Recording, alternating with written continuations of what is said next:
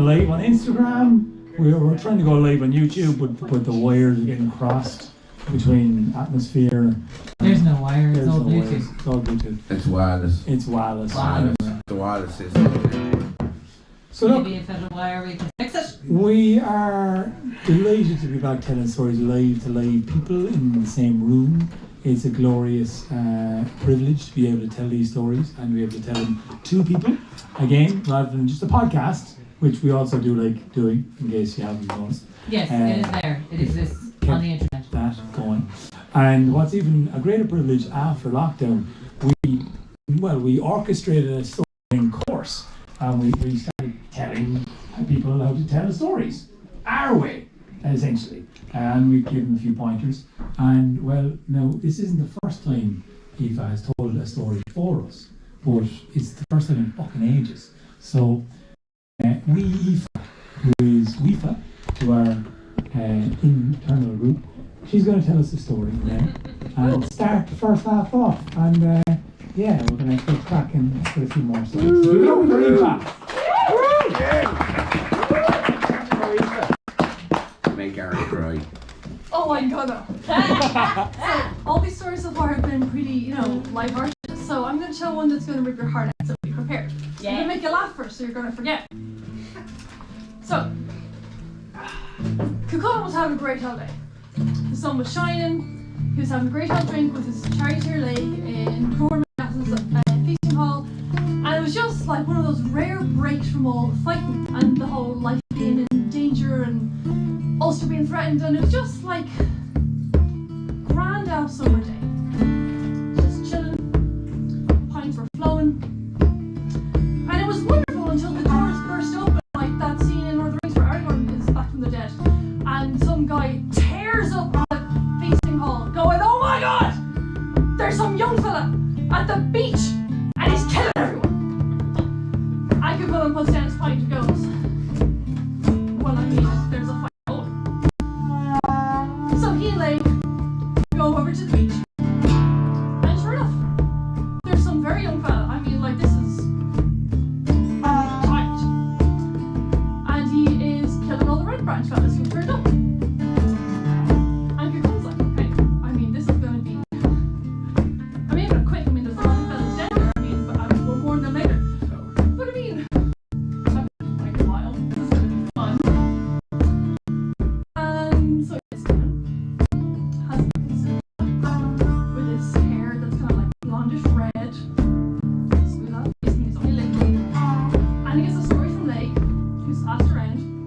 And this young fella has sailed in from Alban, which we now know is Scotland, and wouldn't give up his name to those who questioned him, and wouldn't say no.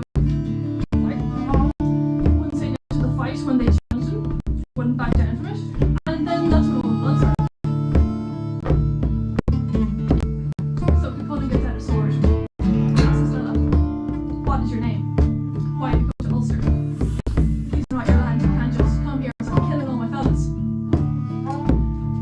And this kid looks up at him and says, "I can't give you my name, and if you challenge me to a fight, I won't back down, and you'll die.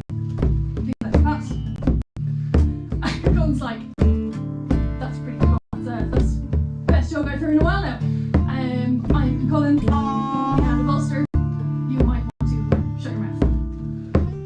And then that's when the fighting started. And this little pub, well, goes pretty fast. They match each other blow for blow for blow.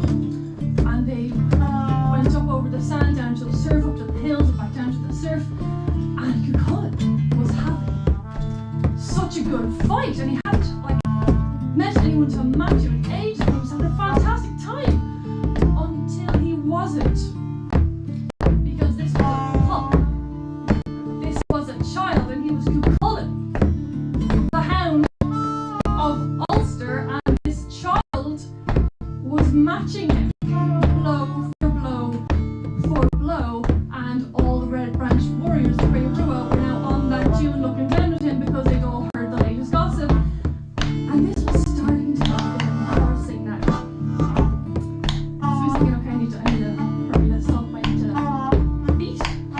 little scam. So he was up in here and he was moving a little faster, ducking a little faster, weaving a little faster. And the kid speeds up too. Matches him blow for blow for blow for blow, strike for strike for strike for strike. And Cuchulainn is getting a little more than worried now because he can't be beaten by this foreign child. He is the Hound of Ulster, the greatest warrior Ulster's ever seen. That is the prophecy that was laid on him as a child, and if he doesn't live up to it, then what is he? Then who is he? What is he for? So he brings them back into the surf, he forces them back into the surf, and he calls to Lake to get him the gay Volga. The spear that he convinced Scott, his warrior teacher, to give him, that was carved from bones of a sea serpent. And this weapon is death itself. There is no avoiding it, there is no surviving it.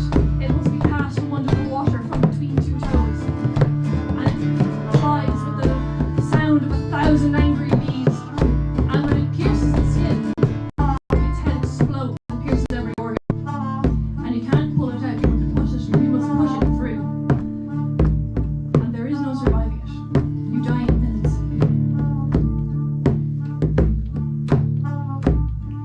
And you couldn't do this. And he was aware that this was a child he was fighting, but had not given up his name or his reason for landing in Ulster. He didn't care. His reputation was at stake here, and he was not going to lose to this child. So he called to Lake to bring the gay Volga, and Lake threw it to him. And just as he caught it and brought it into the water, something in the boy's eyes flickered that Cuchulainn didn't recognize in time as recognition. And the boy's hand raised, not his sword arm, but his other, and a ring on his thumb meant it. And Cuchulainn didn't recognize it in time. Gay Volga was already thrown from between his two toes. And it was too late to stop it. The sound of the angry beast filled the air between them. And its aim was true, because it couldn't not be. And it struck the boy in the chest. And he flew backwards. Cuchulainn already leapt forward to catch it. The king struck forward and struck, but the boy wasn't dead yet. And Cuchulainn remembered where he'd seen that ring before. It was his. It had lived for years on his own thumb. And the last time he had seen it was when he was at Scott's Island, the Isle of Skye. And he had given it to Aoife, the other warrior on those islands. On the day after he had lain with her. The day she had told him that she was with child and that she knew it to be a son. The day he had told her to lay three magical promises on their child. The first, that he would never give up his name because Cuchulainn still deep down hated that he was not Satanta anymore, that he was named for the hound of another man. The second, that his son would never back down from a fight because Cuchulainn always feared that one day he would balk. And third, that his son would never turn away from the path he had chosen, because Cuchulainn always feared that he would not live up to the prophecy laid on him by Dean the Druid. And he had told Aoife, when my son is old enough to wear this ring on his thumb without it falling off, send him to me. Send him to Ulster. I'll train him. As he picked up his son and brought him back to the land, his own breaths failing with grief, just as his sons were gurgling from the wound of the gay Volga. Cuchulainn didn't know what to do. This was irreparable. This was moments from ending forever. And he called all the members of the Craig Brew of the Red Branch down and told them, give your names to my son. He is a man of Ulster. And Cuchulainn was dead before the third of them could even give the name. And Cuchulainn, the Hound of Ulster, never even learned that his son's name was Connor.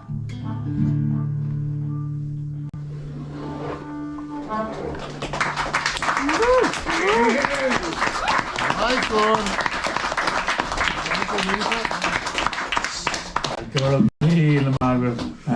That was fantastic. Thank you, Aoife, for telling us that story. One of our favourites. Tragic one. You. Gloom, doom, death, destruction. You having a happy birthday, Aaron? Sad. There. You having fun? I am, yeah. You gotta really lean into the despair and the sadness and the misery. You know, you gotta really embrace it.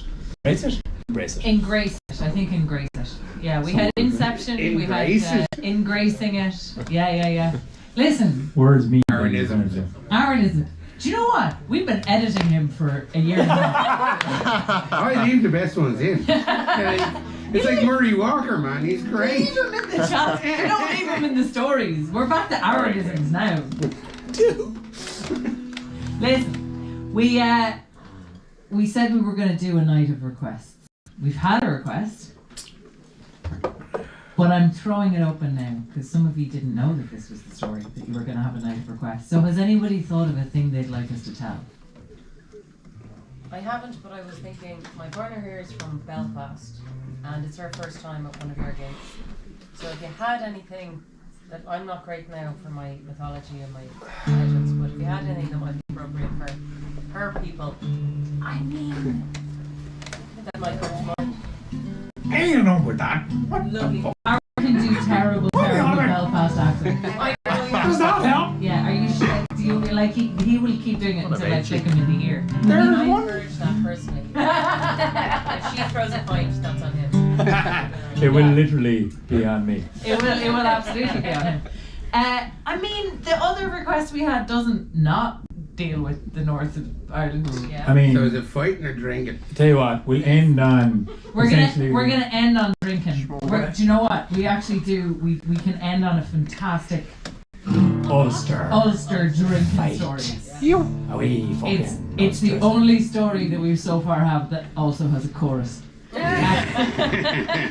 I don't know if you know this now, lads, but you're in it now. Yeah, you're in You're now. here. You're here now. You're in it. You're gonna have to sing along. Before that, we decided, you know, the request at the start was Lou. And we just got a story about Cuchulainn. And Lou was Cuchulainn's father, if you didn't know. Yes. And so we decided, we told you a little bit about Lou at the start. We might as well round it out. We'll tell you a little bit more about the lineage. We'll tell you how that story ended. Because Aaron started telling you about Balor and the birth of Lou. And you guys, we forgive you. Just about. There was an awful lot of empty seats looking at me in the first half, and it was very unnerving, but we forgive you. Anyway, I'm going to tell you a little bit more about Balor, just to kind of set the context. Because you see, Balor, he was a man of many parts. He had an evil eye, he had a good eye, he had 2 arms, 2 legs, and all of the other regular parts. How did he get that evil eye, though? Well, Balor's father was a king of the Fuiga of Tory Island. And he was a great raver. That's what they were great at. The Fomorians. They were fantastic ravers. Take what they wanted right out of your hands. Head right back to Tory Island. And you remember his name? No, never mind. King. He decided that there was probably more he fancied than always going to battle with a sword in his hand, so he asked his druids to come up with something. To brew for him an ocean of death that he could use whenever he liked. And inside in the druid's house, set to make their spells. For 3 days and 3 nights, gathering the most potent of ingredients, brewing them in a cauldron, chanting and singing over them and calling down all kinds of death. And Balor, who had 2 good eyes in his head, well, he hear the sounds coming out of this hut. And it was fascinating. What were they at? He'd been strictly forbidden from going anywhere near it, which made it 1,000 times more interesting to a small child. So he waited. He could hear their voices rising and falling like the tides, like the winds as the days went by, and he felt like they'd gotten very quiet lately, but it was the kind of quiet that comes before a storm. They were definitely building up to something, and they were building up all that day, into the evening, into the dusk. They were building up slowly and slowly and slowly, and he was pretty sure that very soon they were going to come up to a shout. And so he watched and he waited and he listened outside, and when it came to the moment when he was sure it was all going to come together, he peeked in through a crack at the moment that the magic came together. First, just the smallest wisp of it went through that crack the child was peering through and into his eye. And it lodged there, made a home for itself. And from that day on, he was Balor of the Evil Eye. He couldn't look with two eyes at anything. Had to wear not one but 7 veils over that eye. If he took off the first veil, well, the leaves and the grasses would start to blacken. If he took off the second, the birds of the air would start to sicken. And the third veil, the crops would start to wither and die in the fields. The fourth veil, the wild animals would sicken, and the cattle themselves would sicken. At the 6th, the men and the women would start to cough and retch and die, and at the 7th, the world itself would burn. This was the power of Balor's eye. And with this eye and the prophecy that only his grandson could kill him, Balor could do what Balor liked. Balor went about the world as if he owned the fucking place, because he kind of did. So wherever he wanted, no one could stand in his way. He just had to give a little flirt at the veils and he'd fall in back. Balor was king of the hill, and the hill was on Tory Island, and the hill was his. It was around this time that all of this was happening with Tuatha De Danann. The good King Brest, who was only made king because he was really bad at being king. And when he was deposed, Nuada of the Silver Arm was put up in his place.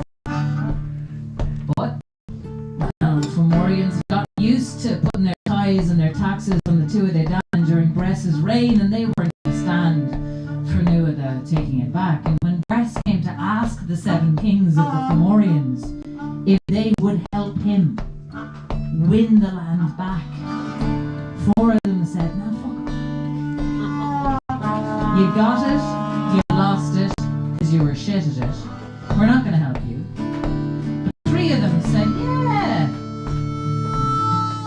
bit of crack. Make a war on the Tuatha De Danann, show them who's boss." And Balor was one of the 3. Now by this time, all that living and not dying, and all that death that he was carrying around in his eye, had changed him somewhat. That eye had grown big and heavy with poison. It was huge now, it bulged out of his head. And those veils, they had to make them thicker and thicker, of thick leather, and they had to be pulled up by men hauling ropes, 10 of them on each rope.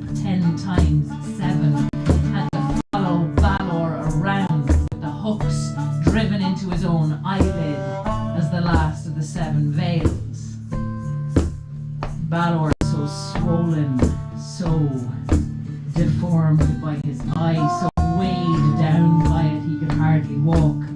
He was the general of the army of the Fomorians that came against the Tuatha De Danann. And when the scouts of the Tuatha De Danann saw them, they said to go against that army would be like putting your face into a fire, like putting your hand into a nest of snakes, like dashing your own head against a cliff. But they were the Tuatha De Danann, they weren't going to go quietly. They made a gathering at Tara. And Nuada, Araglaw, Nuada of the Silver Arm, he said no one is to be left in here unless they have a skill that we can use in the battle to come. No freeloaders. This isn't a party. Gotta pull their weight. And at the gates there arrived a young man. And he asked to be let in. And the gatekeeper said, Here, fuck off here, what are you doing? Huh? Come here, fucking all the people that don't like to come in here.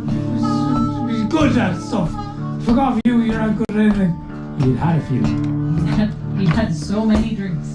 I didn't realise he was going to be that drunk. But no, the young man whose face shone like the rising sun, although he wasn't coming from the east, he called out and he said, well, I have skills. I'm a brewer.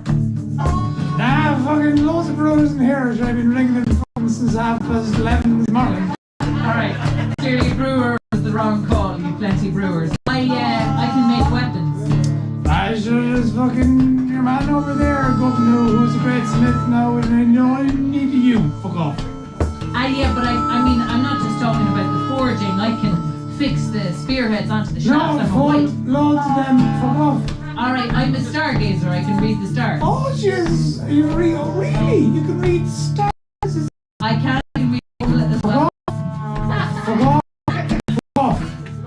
I do so many things. I'm a cupbearer. Oh, you thank God want to there's see a me cupbearer. pouring wine into Jesus, a cup. where I'm would we amazed, be man. in the battle without a cupbearer? That's a job. Oh, thank God you're here. Fuck off. For fuck's sake. I can do anything you can. Alright, you know what? You know what, drunkie? Go tell your master.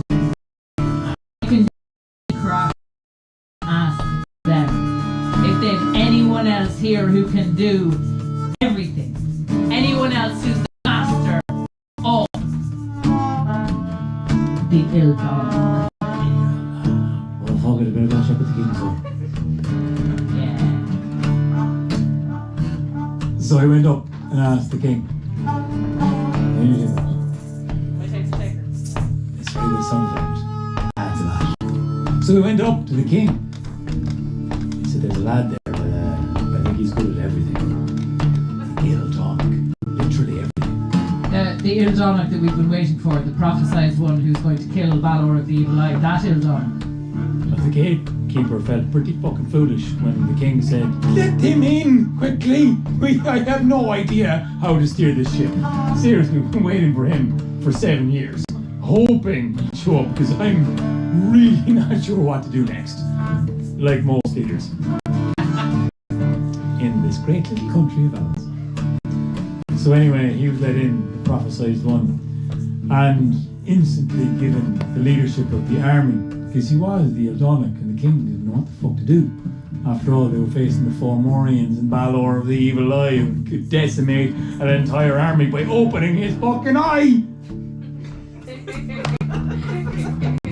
Yeah, you get it, right? It was tough. They were up against it.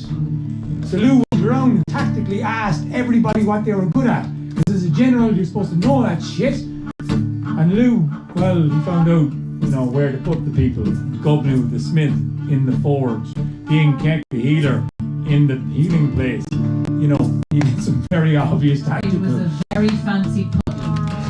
Very Put good. herbs in it. It was a good puddle. And everyone who went into the puddle with the healing herbs be healed instantly. And also, of course, he arranged the battalions And he said, right, this is how we're going to march out against the Fuimura. The battle will commence when they all come forth from under the sea with the hideous monsters coming forward in the Formorian army. We're going to get every single druid to cast a spell on the stones and the earth and the twigs of the trees, so the actual earth would turn against the Fomorians, looking onto Ireland, and even the water would run away from them, so they couldn't get a sip of drink. And they're also not able to piss. We'll tie the fucking water up and sink them so they can't get out of them, and see how well they do then. And then we'll say the Morrigan after them, because the doctor rode her and she's delighted with it. So That was the Morrigan flew over the army coming onto the land and sent down a rain of fire, set about just shrieking for 3 days and 3 nights. Not a one of them got a wink of sleep for 3 days and 3 nights, which apparently they needed before the battle would actually commence. So apparently they were it takes a while to walk from Tory Island. It's a while till they get down to the fucking place, but the battle was happening by the time they got there. The Fuimura were fucked. They were wrecked, they were shattered, their confidence was ebbing. They still had Balor with that big look of an eye, so they felt grand.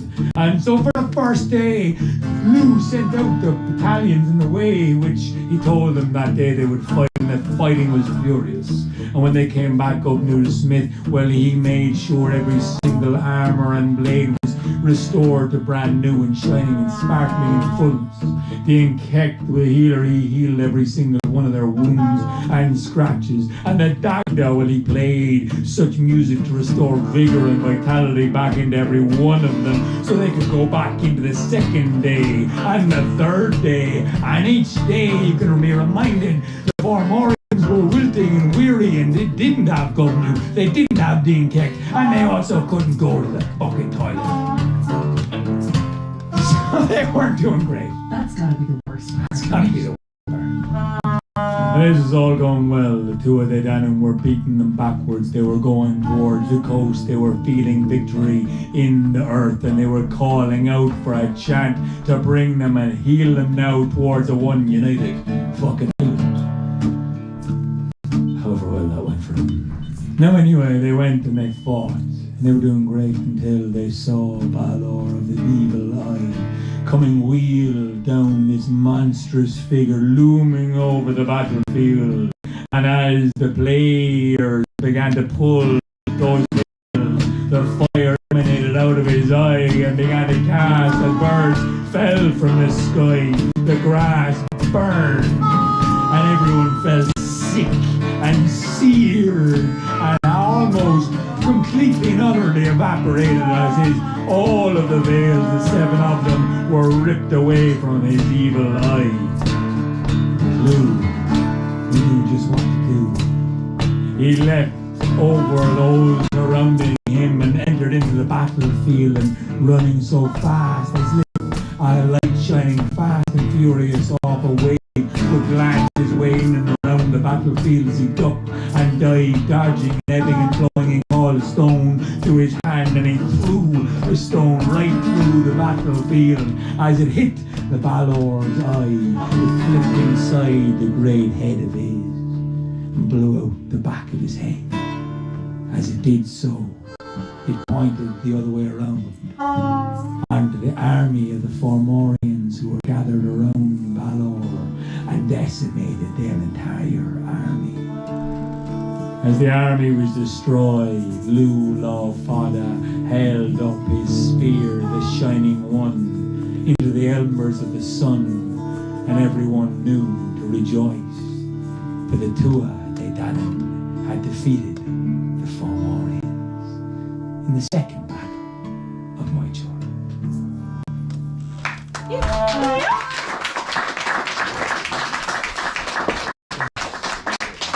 Probably the short and fast of it, really, I suppose. I suppose we have a whole, Yeah, that was a short version. short version.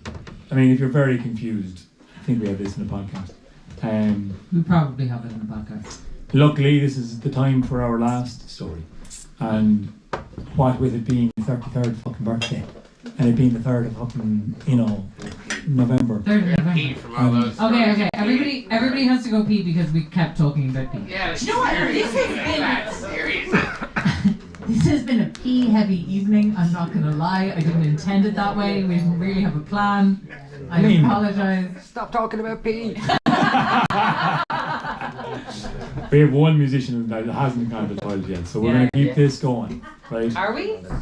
Don't we kind of need a musician for No, we only need this one. story? It's all I fine. feel like we kind of They're going need to a join musician in. for the story. So we got a request, which was the call out for the evening. A request for various stories. We got Queen Maeve, we got Lou, we got lots of stuff from Cullen, and we even got Aoife telling a story, which is just beautiful. I like hearing stories. My fucking request I'm going to ask for now is one of my favourite, which ties into the request we got over here for a Belfast story, which is essentially not necessarily Belfast story. Let me just tell you this straight. We're not great at geography. We have about. I barely know where I am at any given time. Okay, if I'm bad, you're fucking brutal altogether. What time is it? Where am I? I have a rule when I can actually drive, which isn't right now, that anyone else can sit in the front seat bar Soraka, because they'll actually help me. She can't help. She's just lost all of the time. I don't know how to do this. Now, I will say there is one story that's kind of based. Well, it's based in the north. And as we There's know, a lot of stories that are based in the north. This particular one Having a sash again. is very appropriate because it also involves getting extremely drunk and extremely lost. Which frankly, we've all been there, and I find it comforting that there's a myth about it. I'm getting very angry for no particular reason. I don't know, I feel like they were maybe justified in the getting angry bit. Someone was trying to go them. I mean, yeah, sure, but before that, there was a lot of emotions going on. Do you know what? My house, no, my house. I feel no, like my house. all of the warriors of Ulster had a lot of feelings, and if they'd learned to talk about them, they probably wouldn't have had so many wars. Look, men don't need to talk about their feelings if you can just punch each other. Men. Yeah. That's a very good argument for men. learning to talk about their feelings.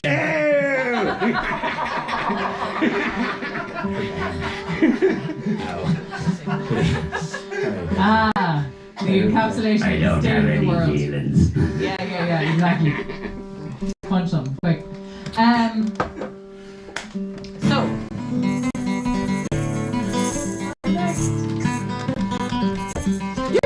This is the story with the chorus. This is also called The Intoxication of the Ulster. Yeah, again, we didn't make it up. We didn't. There's no weeing in this one. Made a bit of it up. We made up the chorus. We always make a bit of it up. These are genuinely true stories that we don't make up, except for the bit that we make up. Galway Theatre Festival made this up. That's true. That is On the actually- street, you can see it. That is very true. The video's on Facebook, but I don't think you can hear it. Anyway, this story starts in Ulster. See, the Craig Brew and the Red Ranch. They were wonderful warriors, but they were terrible communicators. So two warriors invited King Cahor to a feast on the same night. And this was a bit of a diplomatic crisis for the king, because whoever he said no to, he'd insult, and they got insensitive. One of them was Cuchulainn, his champion, and he really couldn't insult Cuchulainn, so he came up with a compromise. He said, look, I'll tell you what, lads. The first half of the night, I'm going to go to this lad's house. Don't even remember his name. And then at midnight, we're going to go to Cuchulainn's house in Dundalk. And when we get there, we'll really go on the lad. On the lash again. On the lash again. This is the part where you all get to sing On this the time. lash So again. you learn the words. On the lash Words are on the again. lash. It's not hard. I'll be very sad if you don't sing the next time, alright? On the lash This is to your again. family. It's literally his birthday. On the lash again. On the lash again. Everybody got What happened next though? Yeah. What happened next? Well, what happened next was that they got to the first house. And there was all kinds of drink and there was all kinds of food there. And all of the Red Branch took their seats and they were seated according to rank. It was all very dignified and it was all very proper, and he had to use the little fork first. And the got there and he said, alright ladies, my charity's here, my friend, here's what I want you to do. I want you to stand outside in the freezing fucking cold. Keep an eye on the stars. Let us know when they get to the midpoint to come back inside and get me. And they said, fucking seriously? And out he went, into the cold, into the wind, into the night. You could hear the sound of the crack inside, which was not that great, frankly, because everybody was a little bit being polite. And And at the midpoint of the night, he came in and he said, "Come on, it's time. Time to go to Dundalgan. It's time to go on the land." On the lash again. On the lash again. On the lash again. What happened next? So they drank and they ate, and when the time came, they left and they got up into their chariots, and they were a little bit pissed, frankly. All the warriors of Ulster, they took off at top speed, going as fast as they could because they knew there was drink in Dundalgan. And every river they went over turned into a marsh, and every wood they went through wasn't fucking standing there anymore, and every hill they didn't go over it, they kind of went through it, and there was a valley there instead. And by the time they got where they were going, the dawn was starting to rise. They looked around them and they said, "This isn't Ulster anymore, is it? This looks awfully like the territory of Curoy Macdara, our ancient enemy who has sworn to murder us on sight, doesn't it?" Fuck. Which Sorry, no you should one- have left with the red cow. They should have gone after the red cow. There were so many red cows in those So days. many red cows. But you know what they did? Well, they saw a strange sight. They saw a feasting hall, just sort of sitting there in the middle of the land of Curoy Macdara, all laid out. Nice food, not too much, but Jesus lads, drink was mighty altogether. Said, "You know what? Take a little break. First, we're gonna stop off here, top everybody up. Then we're gonna go back to Dundalgan and go on the back." On the lash again. On the lash again. On the lash again. Up the fuck. On the lash again. What a minute. When they went in, they started eating, they started drinking, they didn't really pay attention to the fact that it was getting a little bit warmer because you see, suddenly they realised that this house, well, it was iron on the inside, there was wood on the outside, and some fucker was after chinning a door shut and setting it on fire. Remember that guy that they realised they were in his territory and he wanted to kill them all? Yeah, he was a wizard. He saw them fucking coming years back. And Cuchulainn said, "It's alright lads, I've got it. I know exactly what to do in this situation." And he jumped a salmon leap through the roof. And they all went, Break. "What the fuck are we going to do?" Nice one. You show off, he bollocks you. The charioteer Lake, he had an idea and he said, "You know what, this is just like driving a chariot. You just gotta get everybody going in the same fucking direction. There's the wall, lads. Everybody on three, push it over, run out the road, the roof, back to Dundalgan, and we'll go on the lap." On the lash again. On the lash again. On the lash again. What happened next? Well, they ran at the far wall and nothing happened. And then they ran at it again. All the warriors of Ulster and it rocked. And then they said, "Cuchulainn, get the fuck down," and help. So he did. And they ran at the wall, all of them at once, and they heaved and they strained and they pushed, and the whole iron house fell over on its side. And they managed to break out through the hole in the roof. And they laid waste to the place. They absolutely fucking wrecked it. People tried to cook us alive. And then they got back up in their chariots and they were a little bit woozy because it's just been a whole day and a whole night out. We looked at each other and they said, "What are you doing?" Cuchulainn said, "Do you not remember that? I got a rage whiskey back in my gown. We're going on the lash." On the lash again. On the lash again. On the lash again.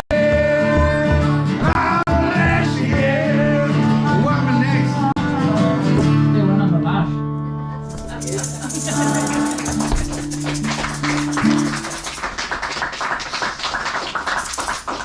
Yeah, that's it. That's it. Thanks a million, folks. Thank you for coming out. It was so nice to be back. That song story is always really messy, but that kind of needs to be. We rehearsed so well every time Yeah. on stage. We keep saying that we should rehearse it and then we know. We have a whole recording of us working that out now. Yeah, no, did it I don't remember it at all. That was born out of the first time we went to go with Theatre Festival and Noctons. knocked Stopping traffic. the following day. Stopping traffic. Our best work is slightly pissed in a pub. Anyway, thank you guys so much for coming. It's lovely to be back. It's lovely to be here. It's lovely to be live.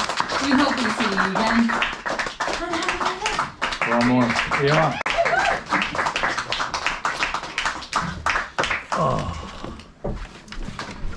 No, really. That's so nice.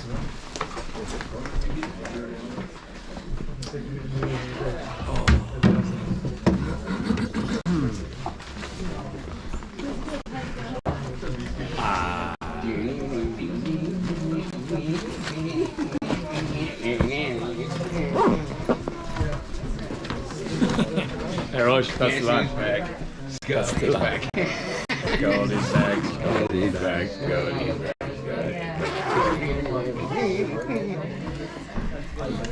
bags. Me too. Man, Ben, that was the job.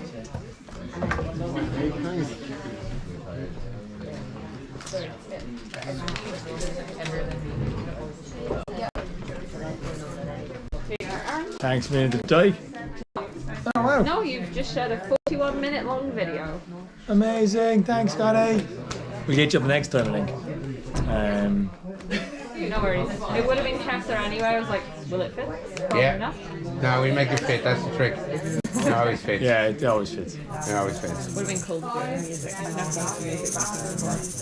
Yeah, we'll get you next time. Yeah, 100%. Well, you tell the story from the line, yeah. You hear the way the service was. I actually forgot sort of to set it at the first half. I meant to get one of you up for it. No worries. But yeah. Oh.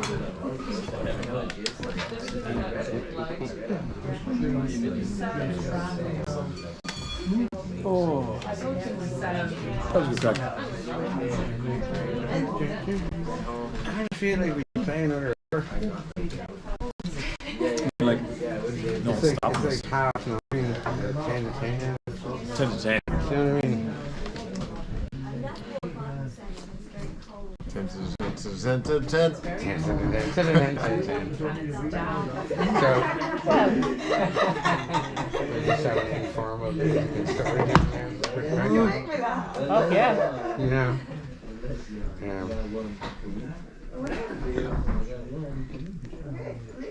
I got a half a pint and a whole whip. Oh, I don't want to go downstairs. It's too cold.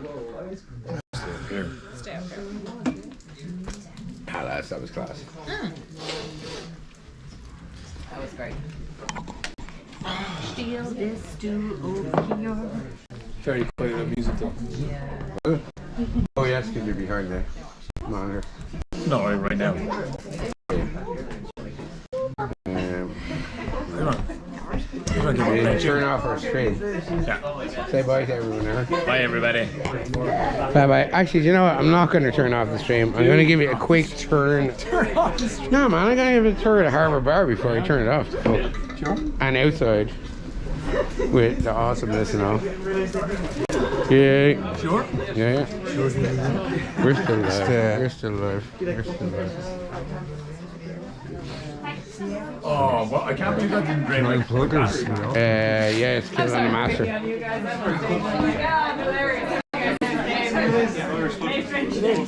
Who did you pick on? Huh? Who did you pick on? I picked on these people because like we were late. That's terrible. I know. I shouldn't. It's okay, a live stream is saying that. You're just part of the group. We pick each other. This is Harbour Bar. It's an amazing place in the whole world. If you've never been here or been to Ireland or anything, like seriously, this place is just incredible. It's real cold. It's real mad. Everything's a bit because we've got lockdowns and COVID and all of the jobs, but I'll give you a quick run around the place and hopefully you can see this shit.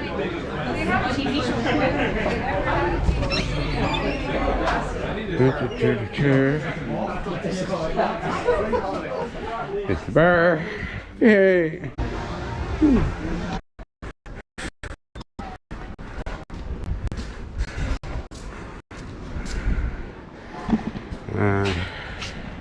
This is